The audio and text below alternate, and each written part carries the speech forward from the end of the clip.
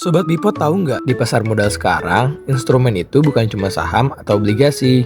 Ada dua produk yang sering bikin investor pemula bingung, yaitu waran biasa dan waran terstruktur. Padahal dua instrumen ini fleksibel banget loh. Waran itu pada dasarnya hak, bukan kewajiban, untuk beli atau jual saham di harga tertentu sebelum masa berlakunya habis. Waran biasa adalah waran yang diterbitkan emiten, biasanya sebagai pemanis saat IPO atau right issue. Investor sering dapat waran ini sebagai bonus. Harga waran biasa jauh lebih murah dari saham induknya dan memberi potensi untung lebih besar jika harga saham naik melewati harga pelaksanaan.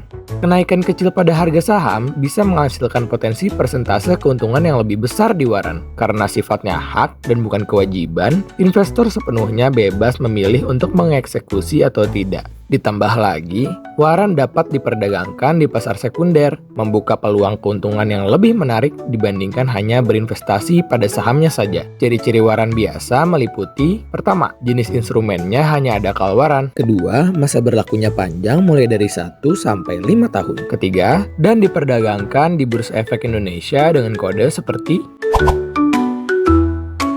Namun, ada beberapa hal yang perlu diperhatikan. Jika hingga jatuh tempo harga sahamnya tidak mencapai harga pelaksanaan, waran bisa berakhir hangus. Selain itu, likuiditas waran cenderung lebih rendah dibandingkan saham, sehingga proses jual beli dapat memerlukan waktu yang lebih lama. Sedangkan waran terstruktur diterbitkan oleh perusahaan efek, bukan emiten. Instrumen ini dirancang khusus untuk investasi jangka pendek dengan struktur terstandarisasi. Jenis instrumennya pun ada dua, yaitu call waran buat peluang naik dan put waran buat peluang turun. Masa berlakunya lebih pendek dari waran biasa, mulai dari 2 bulan sampai 2 tahun. Waran terstruktur diperdagangkan dengan kode 10 digit seperti berikut. 4 digit pertama adalah kode saham underlying, 2 digit berikutnya kode broker, digit ke-7 menunjukkan jenis waran, C untuk call, P untuk put. Digit ke-8 dan ke-9 menunjukkan bulan dan tahun jatuh tempo, serta digit ke-10 menunjukkan kode unik dari penerbit.